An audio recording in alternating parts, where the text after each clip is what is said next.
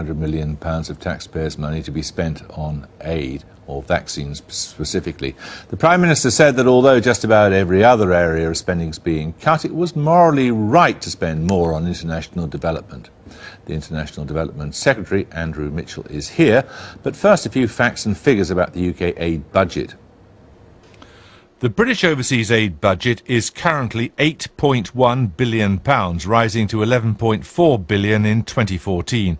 It's a 34% real terms increase when almost every other government department is seeing cuts. The biggest recipients of British aid include India, Ethiopia and Bangladesh. The UK is now one of the biggest aid donors in the world. Last year, the British gave away just over half of 1% of the national income.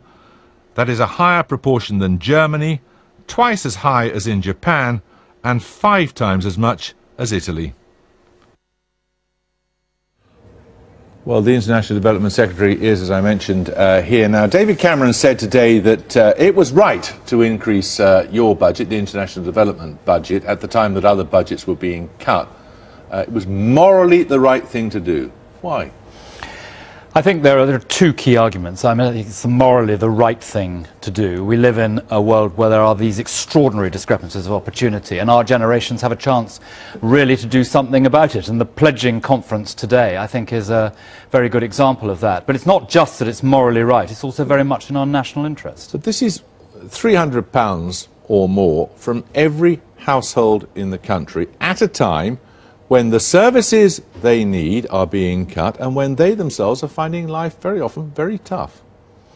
Well, I don't pretend that this is an easy issue, but as a proportion of our expenditure, it's relatively small. It's under 1% of national income. But growing. I think a country like ours can afford that. And if you look at the generosity of people in Britain, for example, in Comic Relief, which over the last 2 times is against a background of much more serious economic situation. Yeah, but that is a decision. People have been more generous each time. Absolutely. They've got a choice in the matter. They have no choice about whether they pay their taxes. They pay their taxes, convention has it, in order they can be defended by the armed forces, educated in the schools and universities, and all the rest of it. Instead of which they see all those things being cut, and you, by force of law, taking more money to spend in places like Africa. Well, I think that the national development budget does have a huge impact, and of course it also impacts on people's security, the point you've just made about defending the state. Our security is not only defended by guns and tanks, it's also defended by training the police in Afghanistan, by building up governance structures in the Middle East, and of course by getting girls into school. So all of that contributes to our national security, and that is why I say it's not just a moral issue, important though that is, it's also very much in our national interest. How much money are we giving to Uganda? We're giving something like £70 million this year to Is it Uganda. True the President of Uganda spent £30 million on an executive jet? That happened under the last government. I do not approve of that. I think it is the wrong use of their money, and if governments which the British of their money, and if governments which the British taxpayer why do we keep on giving it to them? Well, if governments under us spend money in that way, then we will take action to seek to stop it. But in doing that, of course, we want to try and make sure we don't end up afflicting the poorest people in those countries. We want to try and make the government more accountable, more transparent and more open to its own what citizens. are we doing giving money to India when it apparently can afford a space programme? Well, we can't. India is a development paradox. There are more poor people in India than in the whole of sub-Saharan Africa. But that is why we have frozen the programme this year. For the first time since the war, India is not our largest programme. And the money is now being spent in the poorest areas, and up to half of it over the next 4 years will be on pro-poor private sector development. And yet the government of India chooses to spend money on a space programme.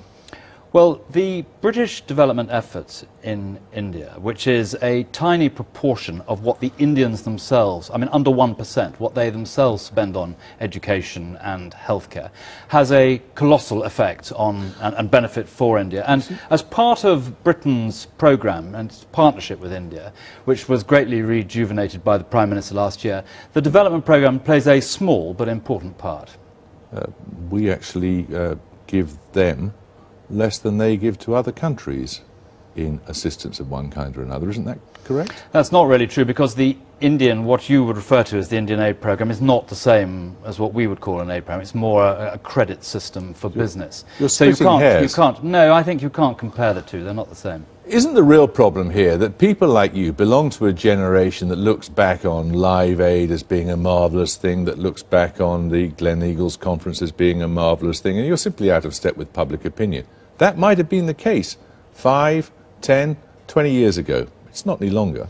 I don't believe that's right. I think it's this point I made about our generations having the ability to make a real change in the world today. There's a new state starting in Africa, in Sudan, South Sudan, on July the 9th. The girl born today in South Sudan has more chance of dying when she has a baby than completing primary school. Our generations can do something about this, and that's why I'm so delighted that the conference today for the Global Alliance for Vaccines and Immunisation can have a real impact now on kids who die overseas from diseases which our children don't die from. You have talked about this country becoming an aid superpower. Some people would characterise it, as you used to characterise the Labour Party, as being very generous with other people's money. But why is it that we've decided to do that, and yet the Italians, the Germans, the Japanese have not decided to go that route? Well, when I said we were an aid, I said we were a development superpower.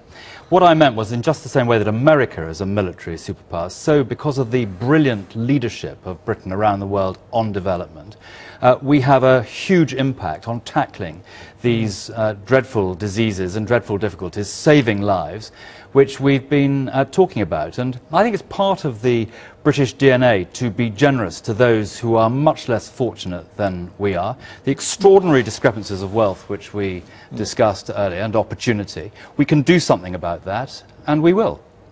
Andrew Mitchell, thank you very much. Thank you. Well, now, if you were watching last week, you perhaps saw